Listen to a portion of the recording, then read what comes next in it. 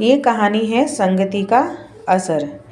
एक बार एक राजा शिकार के उद्देश्य से अपने काफिले के साथ किसी जंगल से गुजर रहा था। दूर दूर तक शिकार नजर नहीं आ रहा था। वे धीरे धीरे घनघोर जंगल में प्रवेश करते चले गए। अभी कुछ ही दूर गए थे कि उन्हें कुछ डाकुओं के छिपने की जगह दिखाई दी। और जैसे ही वे उसके पास में पहुंचे, पास के पेड़ के ऊपर बैठा हुआ तोता बोल पड़ा, पकड़ो पकड़ो, एक राजा आ रहा है और इसके पास बहुत सारा सामान है, लूटो लूटो, जल्दी आओ। तोते की आवाज़ सुनकर सभी डाकू राजा की ओर दौड़ पड़े। डाकुओं को अपनी ओर आते देखकर राजा और उसके सैनिक दौड़कर भाग खड़े हुए। भागते भागते कोसों दूर निकल गए। सामने एक बड़ा सा पेड़ दिखाई दिया। कुछ देर सुस्ताने के बाद में उस पेड़ के पास चले गए।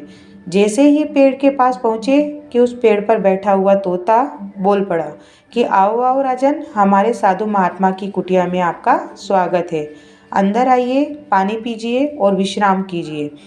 तोते की इस बात को सुनकर राजा हैरत में पड़ गया और सोचने लगा कि एक ही जाति के दो प्राणियों का व्यवहार इतना अलग कैसे हो सकता है।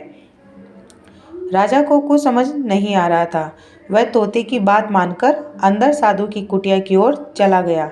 साधु महात्मा को प्रणाम करके उनके समीप बैठ गया और अपनी सारी कहानी सुनाई। और फिर धीरे से पूछा कि ऋषिवर, इन दोनों तोतों के व्यवहार में आखिर इतना अंतर क्यों है। साधु महात्मा धैर्य से सारी बातें सुनी और बोले कि ये कुछ नहीं राजन, बस संगति का असर है। डाकुओं के साथ रहकर तोता भी डाकुओं की तरह व्यवहार करने लगा है और उनकी ही भाषा बोलने लगा है। अर्थात जो जिस वातावरण में रहता है वह वैसा ही बन जाता है।